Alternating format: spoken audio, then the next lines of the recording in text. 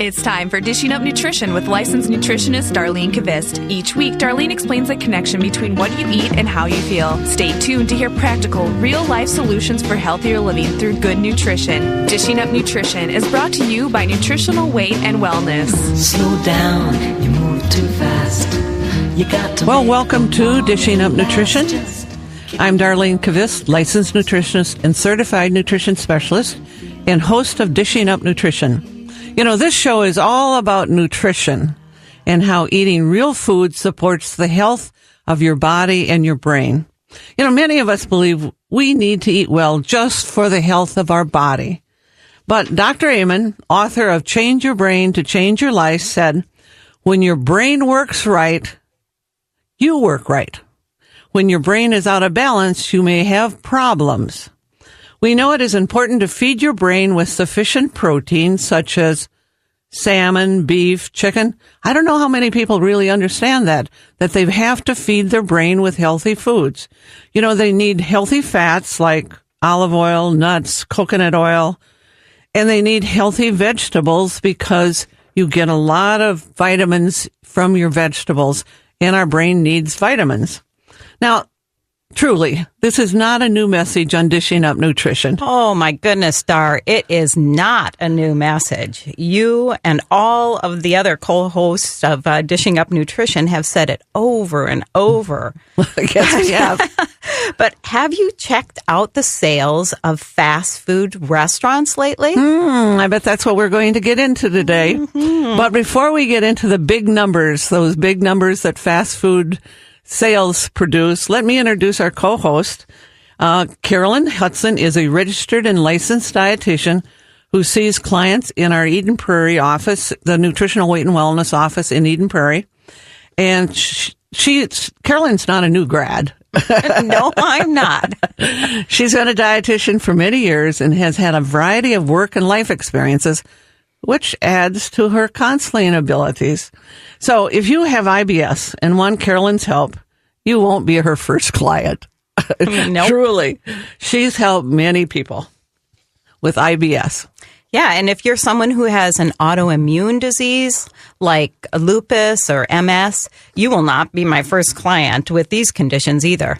So at the same time, if you want help with brain health for memory, depression, anxiety, Carolyn has had experience of helping many people who are lacking good brain health. Yeah, you know, helping people with these health issues is really fairly straightforward because it all goes back to the same thing, eating real food first. Eating real food. It is simple to say. We say it all the time. But apparently a lot of Americans are not eating real food because fast food sales are off the charts. You know, Carolyn has some interesting fast food sales figures to share. So throw us those numbers. Okay. Well, according to QSR magazine, who collects data on fast food sales, McDonald's gross sales for 2014, so a few years ago, were $36.4 billion. $36.4 billion. So, Carolyn, wow. Last night in the paper when I was reading, and of course I read the morning paper in the evening because I don't get to it. But anyway, I noticed that McDonald's sales are really down. Oh, are they? So, you know, they're actually worried about their sales right now. Well, which was surprising. It was in the paper, in the news section. Oh, wow. I'll have to read that.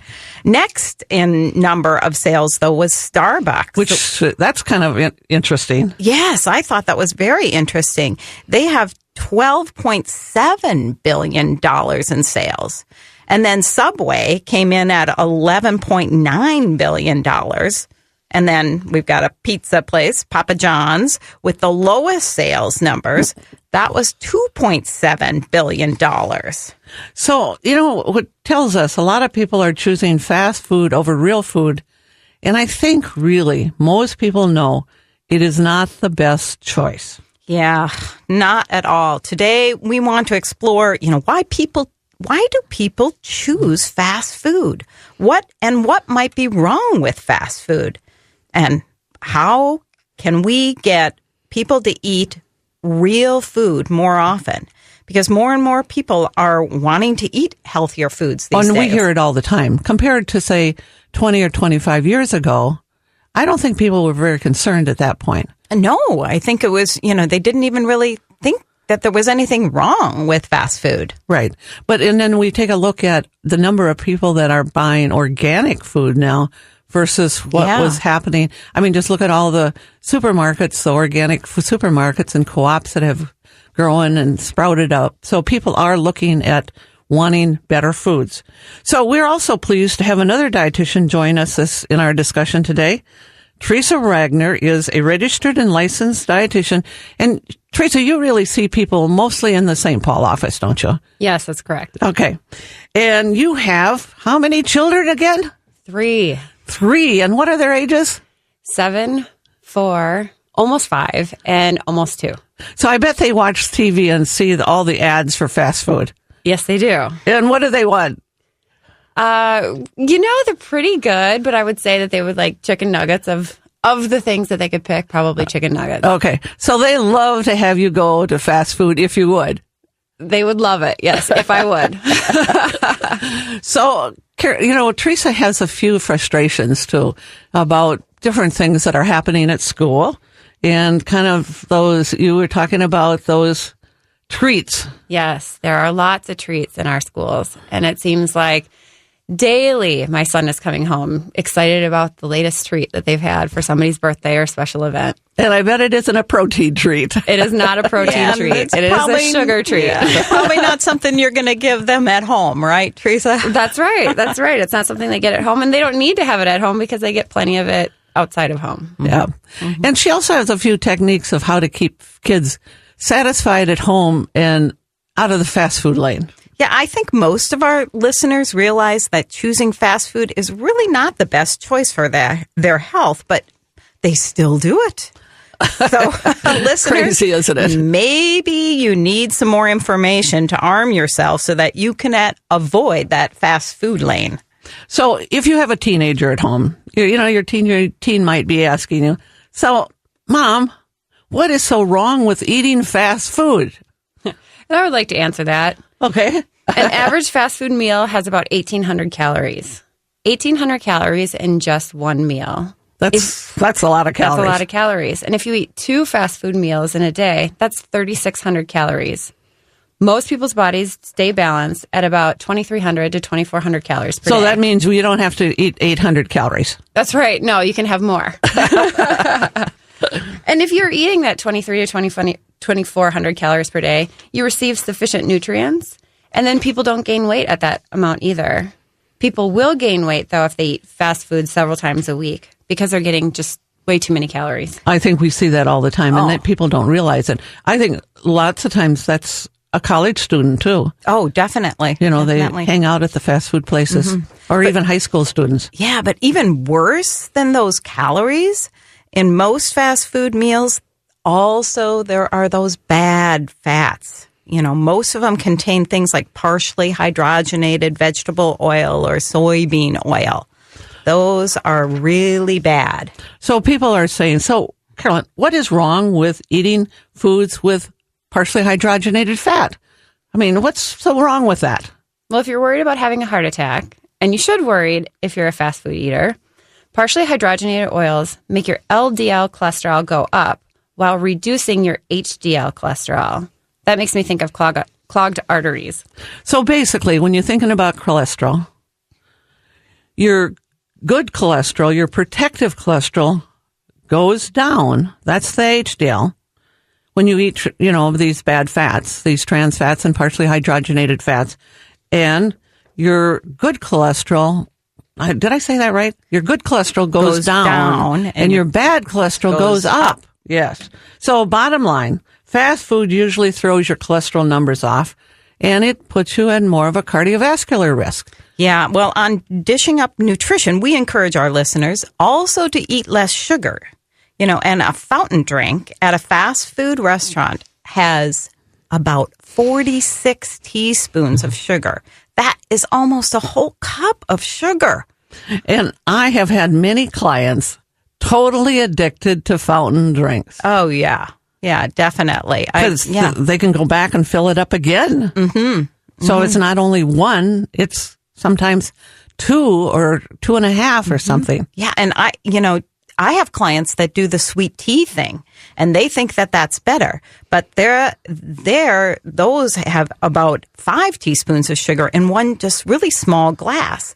So a fountain size thing of sweet tea would again be about 46 teaspoons of sugar. A lot of sugar, isn't it? It is. And when we drink sweet tea, we know it has sugar because it says sweet in the name. But who would guess that there is 9 teaspoons of sugar in the fruit and maple oatmeal from the fast food restaurants? So, Theresa, let's think about that. That's the fruit and maple oatmeal. And that's got 9 teaspoons of sugar in it. Right. Well, how about this kind of stuff that you buy at the grocery store that's that instant? Is that the same? It's the same thing. Same thing. Well, we got to go to our first break now. Okay. You are listening to Dishing Up Nutrition, brought to you by Nutritional Weight and Wellness. So many clients in their 50s and 60s are stressed about their hair loss, and they make an appointment with me to see if nutrition might be a solution to their problem. There are many reasons for hair loss, but the first thing I look at on their health history is how much protein they're eating every day. So many women eat only a few ounces every day, so not enough for maintaining and growing hair. I suggest at least 12 to 14 ounces of protein daily as their first step. So when we come back, Dar will share some supplements to support healthy hair. Well, welcome back to Dishing Up Nutrition. Before break, we were talking about simple solutions for hair loss. And Carolyn mentioned eating 12 to 14 ounces of animal protein. And I think that's pretty shocking for a lot of people, you know, but if you think about, you spread it out through the day, it isn't that much. It's 3 or 4 ounces per meal. And we all know that hair and nails need quality protein to grow. I think everyone knows that. Hair and nails also need sufficient quality fats to grow and be strong. So a low-fat, low-calorie, low-protein diet doesn't work for nails. No, your hair might not be in very good health. And it probably will start falling out. So a variety of healthy fats is the best. Butter, olive oil, avocados, olives, nuts, coconut oil. In addition to fats you might add to your diet, I recommend a special fat that is good for your skin, nails, and hair. And that fat in supplement form is called GLA. It is an omega-6. It's called gamma-linolenic acid, and it is an activated fat, and it's needed for good hair growth, and it's also great for dry skin and tissue. So people, as they get older, they tend to have dry eye, dry skin, and it's needing that fat.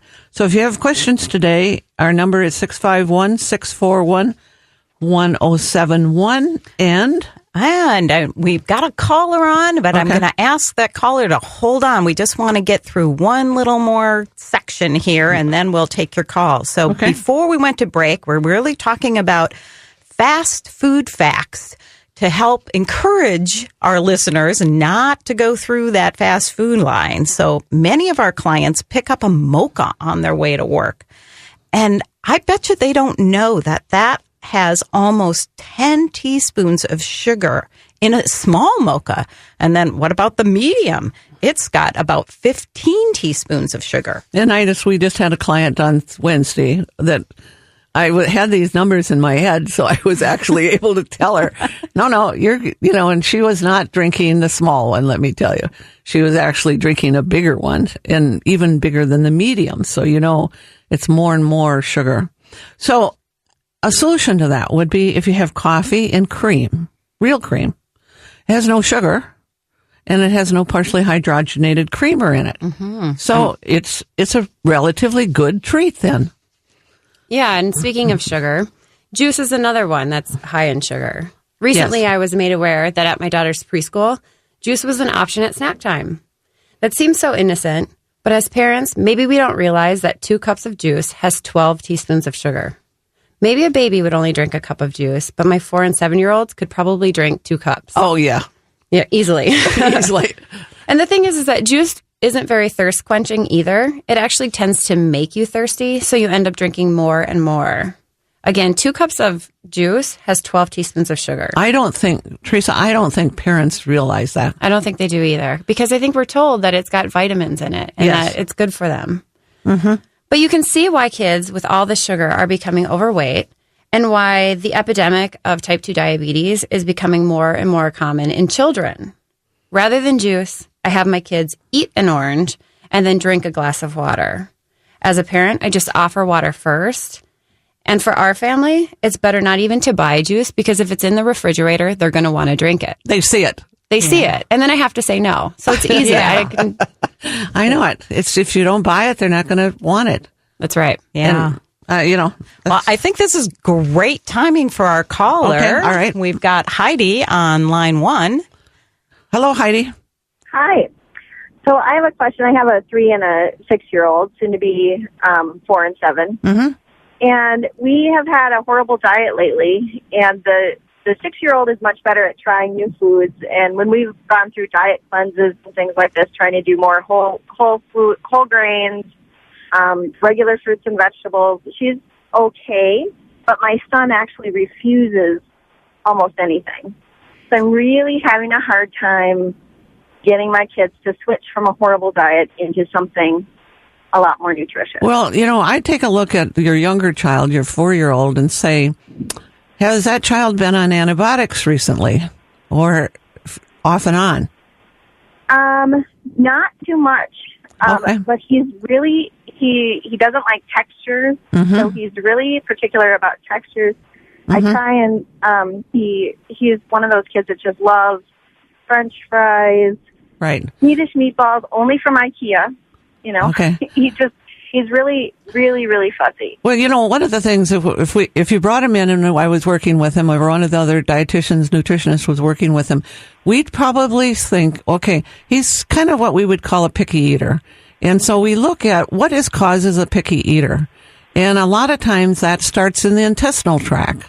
And so we might look at balancing that out with some of the good beneficial probiotics, called bifidobacteria, and he got that if he was breastfed.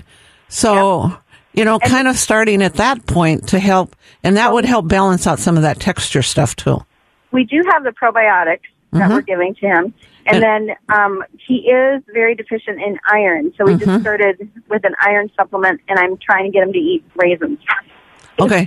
I would really say, bring him in to sit down with somebody. I mean, Theresa would be great because she's got her own kids, and I don't know if you're near the St. Paul office, but, before it gets into a really serious habit or kind of a problem for him, and to change some of that around.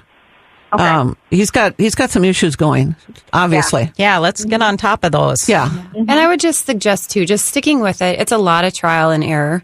And sometimes it feels like there's a ton of food waste because you just keep trying and they keep rejecting. But just keep with it. Just keep with it. Patience. That's right. Yep. Yeah. But thanks for the call. Yeah. At least he eats hummus, so there you go. There you go. Thank you, Heidi. Yeah. Yeah, no, I think that's a good caller because I think a lot of parents are experiencing the same thing. And I mean, it's great to keep offering, but you can't force kids to eat something that they're not going to eat. Right. You can't get into that struggle with them because it just makes things worse. Yeah. Battles are not worth it.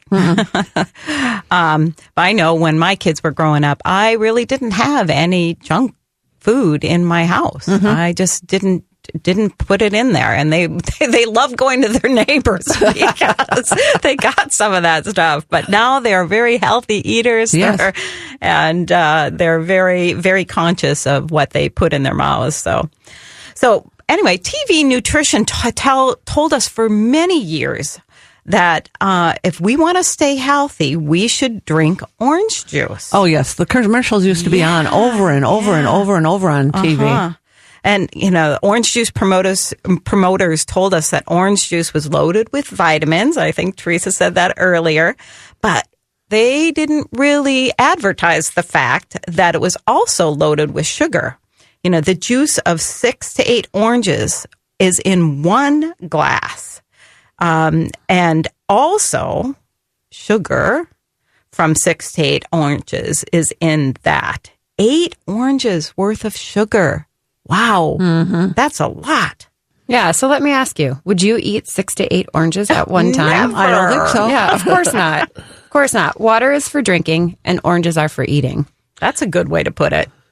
Again, we have another reason to stop fast food. This one may surprise you.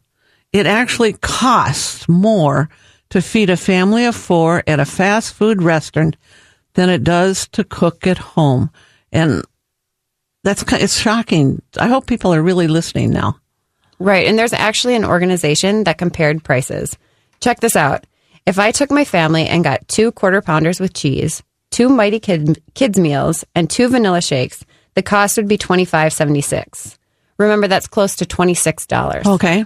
Yeah. Well, I can't believe it, but it is time for break number 2 already. Oh, my gosh. So you are listening to Dishing Up Nutrition, brought to you by Nutritional Weight and Wellness. A recent study published in Lancet reported in 1975 that there were 105 million adults with obesity. Okay, that was 1975. 105 million obese adults. Today, it's 640 million obese adults. Wow. The rate more than doubled for women and, believe it or not, tripled for men. What is causing this obesity crisis? Is it from choosing fast food over home-cooked meals? Or is it drinking soda and not water? Is it all the bread or pasta or pizza and chips? Or is it eating low-fat diets and highly processed carbohydrates? Maybe it's all of these reasons and more. Our goal of Dishing Up Nutrition, this show, is to help educate our listeners and more people on how to make healthy choices. So if you have any questions today, call us at 651-641-1071. Well, welcome back to Dishing Up Nutrition, brought to you by Nutritional Weight and Wellness. I'm Darlene Kavitz, licensed nutritionist, and I'm here in studio with Carolyn Hudson, registered and licensed dietitian, and Theresa Wagner, registered and licensed dietitian, and we are discussing how to eat fast without eating fast food. Today, there are 640 million obese adults. Last week, many of you read the article in the New York Times reporting that almost all of the contestants on The Biggest Loser who lost 100 or 200 or even 300 pounds in 7 months gained it all back in a short time. Of course, the message was that weight loss diets don't work. People gain their weight back and more, which is a very discouraging message for those people who are battling that obesity battle. So actually, there's more to this story than what was reported. You know, The Biggest Losers followed a very low-calorie, low-fat plan. They were eating about 500 to 800 calories and exercising 4 to 5 hours a day. And, of course, their metabolism slowed down. And it was easy for them to regain the weight. So with the exercise and the low calorie, again, you know, it was really easy to gain weight. And actually going through that, it's a little obsessive, but I also think it's a little abusive to people's body. You know, who could do that? So to maintain and support your metabolism, I mean, all the research says that people need to eat 5 to 6 times a day, and they need to eat about 2,000 to 2,400 calories of real food. You know, plan not to lose more than 1 pound per week. I mean, that's what the research is showing. You'll have great energy, you'll have good moods, wonderful focus and memory. And yeah, you know, everybody wants to lose 30 pounds in 30 days. I mean, everybody says that, but we know that that's not realistic. You know, it's a lifelong plan. It's just not a weight loss plan. It's not a diet. I mean, that's different. So a plan that will give you permanent weight loss is called Nutrition for Weight Loss. You know, to lose weight, we need to support our metabolism with real food and sufficient nutrients. And nutrition is where you get those nutrients. You know, our next series of classes start next week, May 17th, at many locations. We have daytime classes. We have evening classes. You decide the time and place and give us a call. Our number is 651-699-3438. And you can sign up online at weightandwellness.com also. Well, great. Well, over the break, we've had a couple callers. I think I'll take the caller online first. Okay. Elena? Good morning. Good Elena? morning. Good morning. You have a question for us today? I do, but I actually have a really quick comment on what you guys are talking about, too. So I've lost 150 pounds. I had weight loss surgery about 8 years ago, and a lot of people regain weight after weight loss surgery as well. Yes. And our clinic was always pushing. They always told me they're like fat-free, sugar-free, everything. And I would always fight them and say, nope, I'm not doing that because I actually took your class. Oh, good. Oh, good. And so they always would look at me a little weird because I'm like, nope, I do whole milk. I do normal, regular sugar. I mean, I can't say I'm totally off sugar, but I tell them I eat real food. I'm not doing sugar-free, fat-free, cottage cheese. I'm not doing any of that. I'm just doing normal, real food, and it's really helped me. So I became a fitness instructor, and I eat quite a bit, but I've kept 150 pounds off for the last 8 years. Great for you. Congratulations. With your diet, thankfully. So I'm glad I switched from the sugar-free, fat-free. But the thing that I've been left with, I also have PCOS. My weight is good. But the thing I've been left with is acne, really bad acne, and, I'm an adult, and it's kind of frustrating. And I've gone to dermatologists, and they've recommended, Accutane and all those, super extreme methods. And what I'm looking for is maybe something in terms of my diet. I'm mostly off of sugar. I do have my white, flat white in the morning at Starbucks. I'm thinking maybe I should cut that out. I just don't know what it is in my diet that I could change that could possibly clear up my skin, because it's been a problem for maybe 3 or 4 years now. Well, a couple of things. One thing for sure is I would cut out dairy products, all dairy products. And I bet, my guess is probably your skin would clear up. I think if it doesn't with that, I would come in because I've got a couple of other ideas, but they're just kind of on an individual basis for people with acne. And it works for some people and it doesn't work for others. And I almost have to sit down with a person to know whether some of these things will work or not. But I think we could clear up that acne. The other thing I would say is maybe some, bifido bacteria. Some good probiotics, definitely. Yeah. I agree with you, Carolyn. Yep, and I'm taking the bifido. And in terms of the dairy, so would that consider cutting out cheese as well? Yes, definitely. Yes. It's probably the one thing I eat a lot of dairy. It's worth a try, though. Yeah, it's really worth a try. The casein that's in dairy, the protein, is inflammatory for a lot of people, and acne is an inflammatory condition. Yeah, that's probably what I didn't want to hear, but it's probably right. Sorry. But you are doing so many great things. Yeah. Thank you for the call this morning. Thank you. Okay, so we had a couple other callers that didn't want to stay on the line. And so the first one was about hair loss. Dar, do you want to take that? Sure. Theresa, help me out here. We talked about hair loss, people needing what, basically? Adequate protein. Adequate protein. Which is at 14 ounces. So how do you get that in? Well, you have some at breakfast. And then you have some more at lunch, and then you have some more at dinner. Yeah. And then snacks. And then we can't forget the snacks. Now, this caller, she was, I believe, a little bit older. No. Be careful there. Hey, I wasn't trying to say anything bad about being older, but what I have found is that I don't know. Women, particularly after the age of 50, they are just not eating enough protein. And it's like I'm beating them over the head with a stick. Saying, I think one of the things, Carolyn, they don't realize that they have to eat protein to keep their bone structure. Yeah, bones, everything. And of course, healthy hair, healthy skin, everything is really connected to how much protein we eat. Even our brain, right? Our brain needs protein. And a lot of people don't realize that. So I think when we're growing and, still in our 20s, and people are eating enough protein many times, but once they hit, 50, for some reason, people think magically they don't need protein. So Right, exactly. So that's, I think that's an answer for that client. Was there something else? Yes, there was. Somebody wanted to know the brand of GLA. Okay, well, I think there's a lot of different brands out there. Our Unikey brand is great.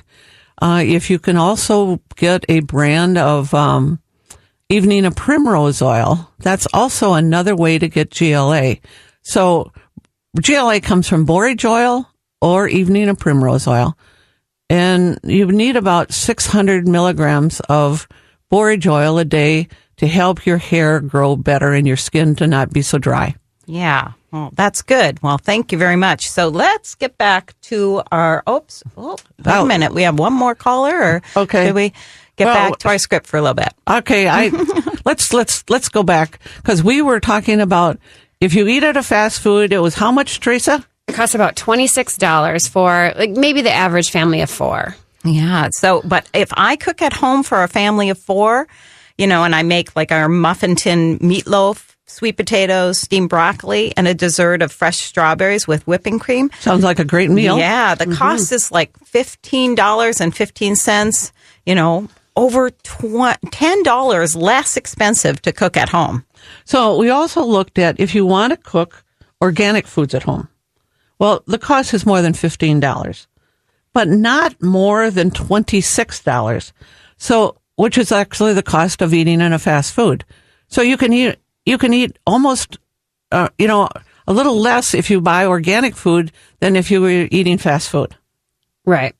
And of course, mom and dad have to cook if they're feeding their kids at home. So that's more work for the parents. Mm-hmm. And there's the planning, the shopping, and the prep work.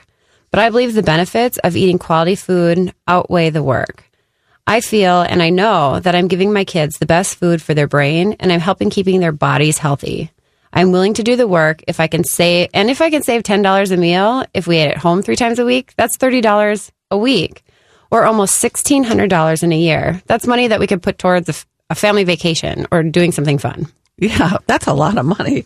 Mm-hmm. In our class, Eating Fast Without Fast Food, we show a rather shocking graphic of a number of calories in a serving of French fries to help people understand why 80% of the population has weight problems today.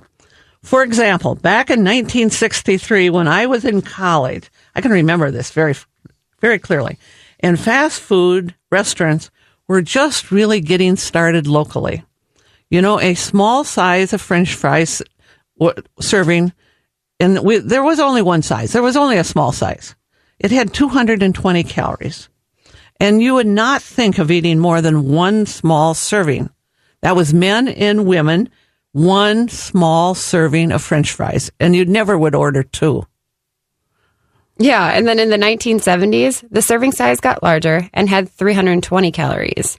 Still not too bad for the waistline. But creeping up there. Yeah, but in 1990... the size went up and it was 380 calories per serving. And of course, people ate the whole thing. So we get to the year 2005 and everything was supersized. So an order of French fries got bigger and bigger and bigger and bigger and had 510 calories. And again, people ate the whole serving, almost 300 calories more than a serving from the 1960s. Oh, wow. Well, would you believe it? It is time for break number 3 already. Okay. You are listening to Dishing Up Nutrition, brought to you by Nutritional Weight and Wellness. If you need new ideas about what to cook for your family, I have found that the recipes in the Weight and Wellness cookbook are easy to make and are very tasty. My family likes a little bit more spice, but that's pretty easy to adjust. The Weight and Wellness cookbook is on special this month with 10% off. And remember, shipping is free. Well, welcome back to Dishing Up Nutrition. On Saturday, June 11th, Joanne and I will be teaching the Menopause Survival Seminar in our Maple Grove location from 10:30 to 3:30. We'll be answering all your perimenopause, menopause, postmenopause questions. So to sign up, call 651-699-3438. And guess what? We also serve you an organic lunch and organic snacks. And it is a fun day. It's a fun day. I can attest to that.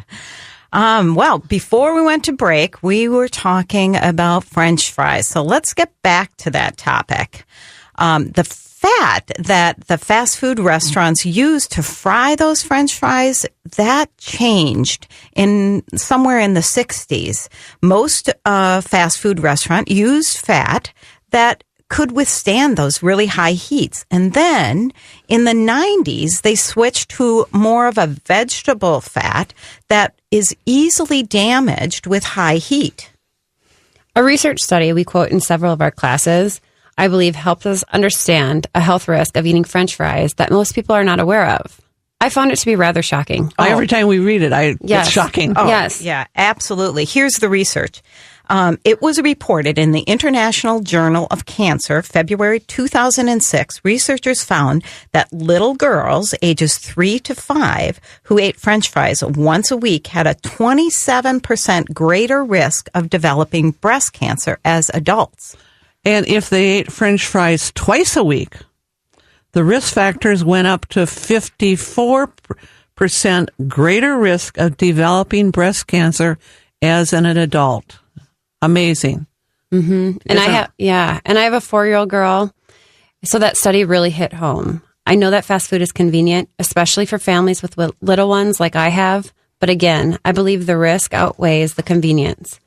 At home, cook up a bunch of little red potatoes, put a toothpick in them, and let your kids dip them in butter.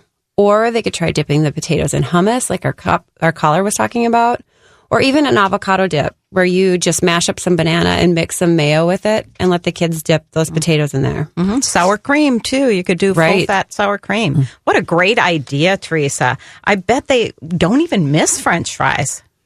Right, and little red potatoes are so inexpensive, and I buy organic, so they don't use any pesticides on them.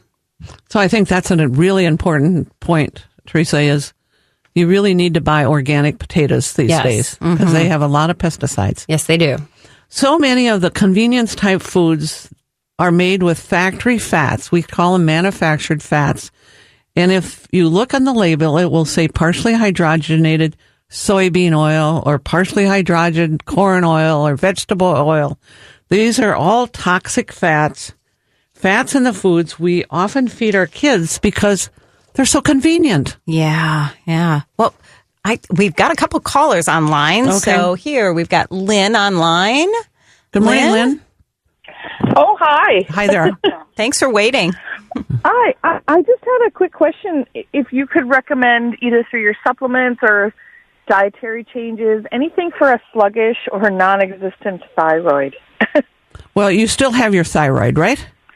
Yeah, I do, but it is, it's been stable for 30 years. I've had hypothyroidism, not Hashimoto's is at least what they told me.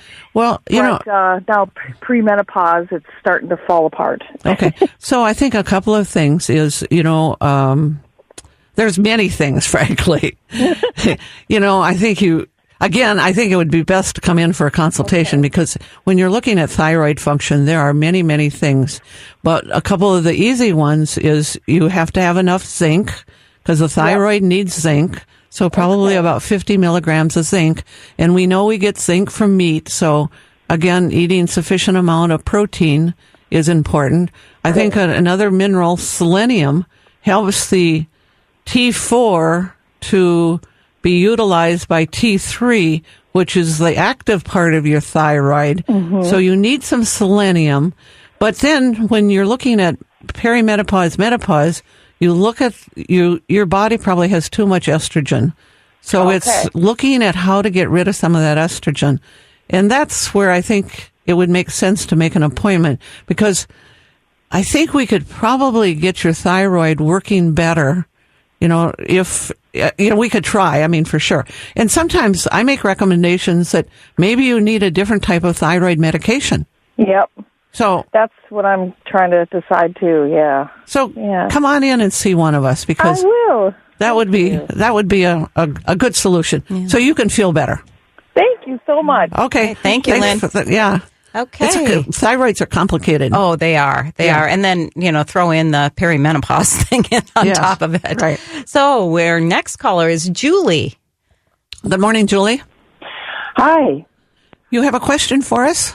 I do indeed. First, I'd like to say that about a year ago, I came in with horrible acid reflux and worked with Joanne and just steered around my doctors trying to shove Prevacid and everything else down my throat. And life-changing. It was life-changing. So I do eat the Weight and Wellness way and love it and have referred a lot of people to you because Thank you. It's wonderful. My question though is, could the protein, because I'm eating more protein now than I have before, and I'm wondering if that could be causing some constipation, too much protein? Not too much, but you probably are missing something to help break protein down. Okay. You know, you might try something that is called, it's a digestive enzyme that is called orthodigestime, and maybe just one with each meal. It has something that's called hydrochloric acid in it, just a little bit, and it helps you to digest meat a little bit. So it's something that to try at least. I'm sure that that's probably what's happening. But I'm glad Joanne fixed you up.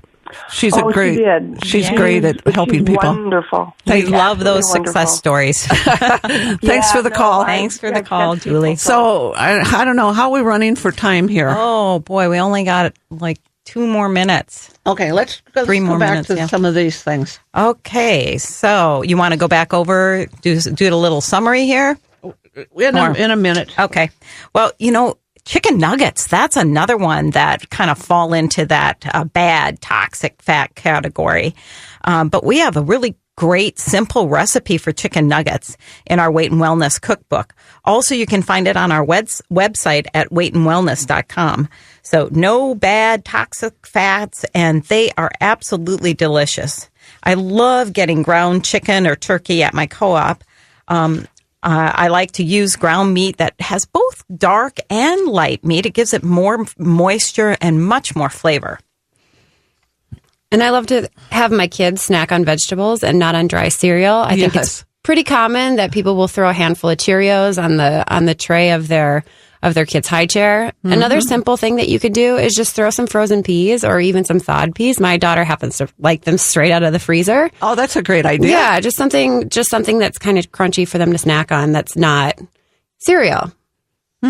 Another thing you can try is just putting toothpicks in your veggies. So put a toothpick in a cherry tomato or a toothpick in a sugar snap pea or, a slice of cucumber.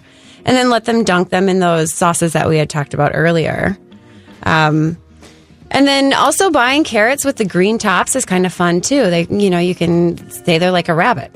They taste better too. They do taste better. One of the things is, I want to thank you for listening to Dishing Up Nutrition today. And I will be back next week with Joanne and Stephanie.